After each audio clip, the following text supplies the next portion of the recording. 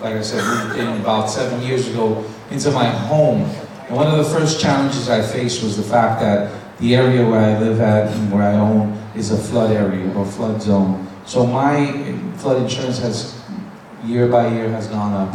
It's gotten to the point where I pay more for flood insurance than I do for homeowners insurance. So I know the struggle, I know how difficult it is to work and pay these bills, pay for these water taxes that continue to go up. But the problem, again, goes back to those people who were elected. It goes back to those people who have been representing these areas. Mr. Jonas just said that he'll work with these people, but these people haven't done anything for you. And you could debate that all night and say, yes, Mr. Vaca has helped, and yes, he does go out there and promote. But at the end of the day, is he really just taking a picture, or is he really doing something for Edgewater Park? Is Mr. Klein really doing anything for Edgewater Park? Or is he really doing something? So I would question that, and I would question that carefully, and I would say if it's good for him, then it has to be good for everyone else, because I'm pretty sure that on his salary, on his dime, he could afford it. But some of us here are struggling to get by, and that homeowner's insurance and that flood insurance is way too high. And we need to do something about it. But it starts with the people who are elected in these positions here in Throggs Neck in District Council 13. So I would ask you to think about that. I do have a plan. Go to alexgomez.nyc and you'll find out that I do want to reduce property taxes and business taxes. And I really want to create opportunity for small businesses to thrive and to hire locally. Thank you.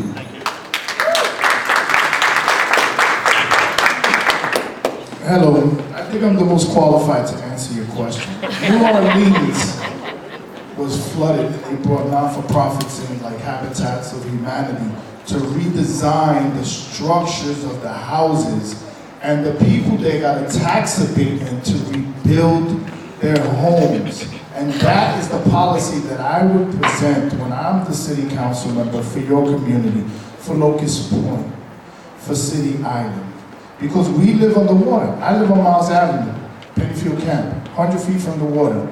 Hurricane Sandy came. When I looked to the left, you guys were in the water. And Klein and the congressman and Vaca didn't show up. They did. They didn't go, not my area. No, they didn't. I'm sorry, they didn't. Because I went to the community board and I asked him to come over and they didn't show up. I had to run to your firehouse to speak to FEMA to get the, remember FEMA was in your firehouse? And I went to your firehouse to get some money.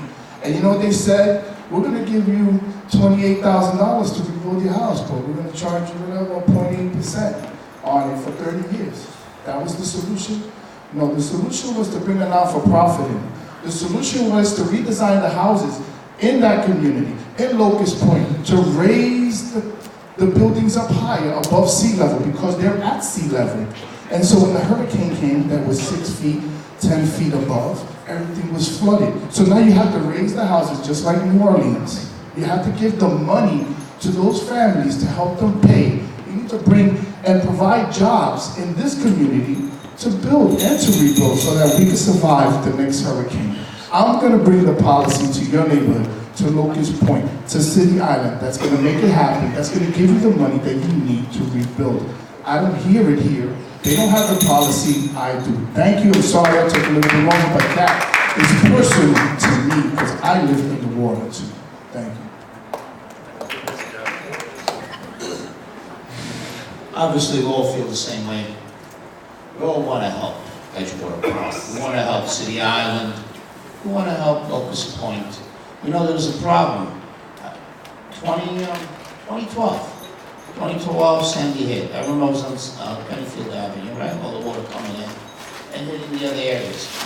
But that's 5 years ago. I mean, I've been to numerous meetings. I've seen you at numerous meetings. We've talked to other agencies. We have FEMA, we've had this, we've had that. And unfortunately, the policy, as the gentleman said, is the problem here. 5 years later, we're still dealing with the same problem. And so, who do we put the blame on? Okay, fine. You don't want to blame Klein, you don't blame Benedetto, Vaca, or did I forget it? Crowley. We don't don't want to blame them. But 5 years later, we still have the same problem. So there is a policy issue here. Did the governor take the money from the federal government, put it in a big fund, and put a bureaucracy on it? Sure did. He sure did. We know where that money went. It disappeared. The federal government, saw that money, they just kissed it goodbye when Cuomo grabbed it. And all the legislators who put it in, who channeled it and tunneled it into their little pet projects. That we don't hear about. You know how many little pet projects Sandy created? It would blow your mind to understand where all this money went. But obviously Edgewater did not have their problems resolved.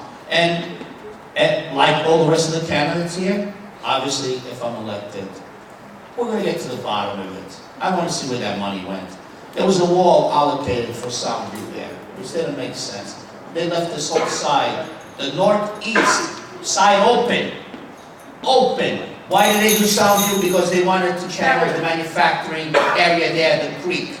But they said City Island and all of Country Club, Locust Point, and Edgewater, hasta la vista, baby. We're going to get the money back from Cuomo if I'm elected.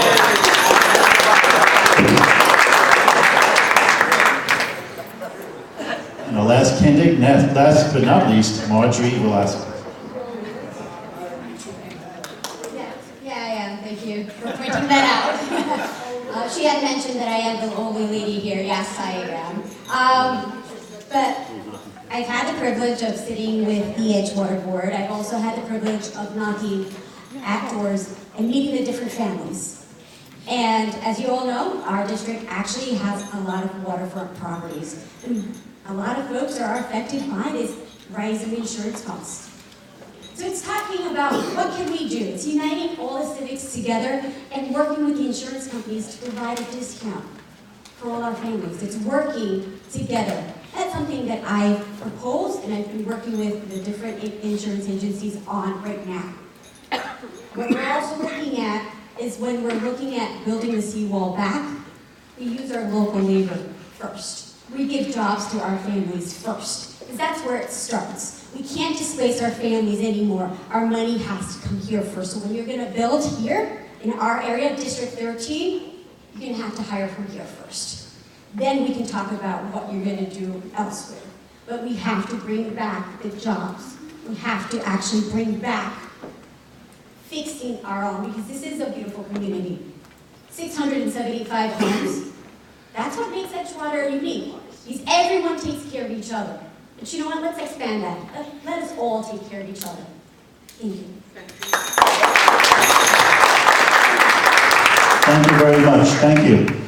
Before I hand the mic back to Lynn, who will conduct the raffle, our president, I just want to say thank you to Lynn on behalf of the other officers for organizing this.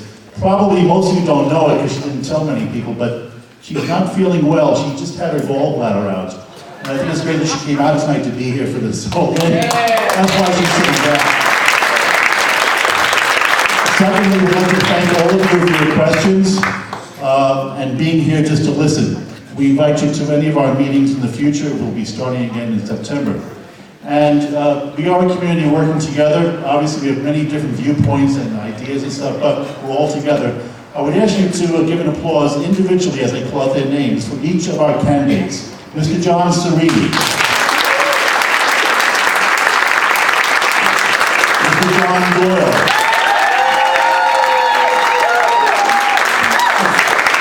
Mr. Mark John. Should we have an applause here like they had TV years ago? Mr. Alex Gomez. Mr. Richard Ortiz. Mr. Egidio Senatilli. And Marjorie Velasquez. I want to say thank you to Lucia Giraldi, who's here over.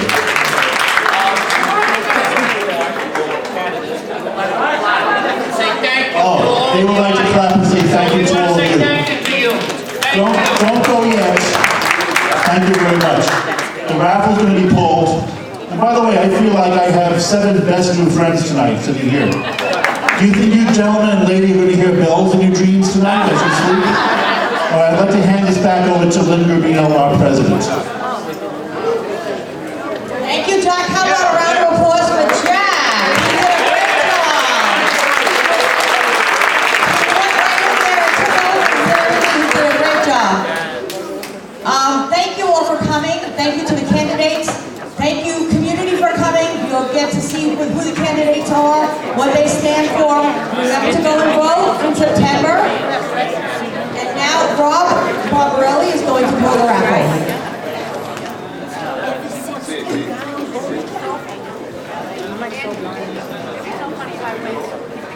Okay, 77375.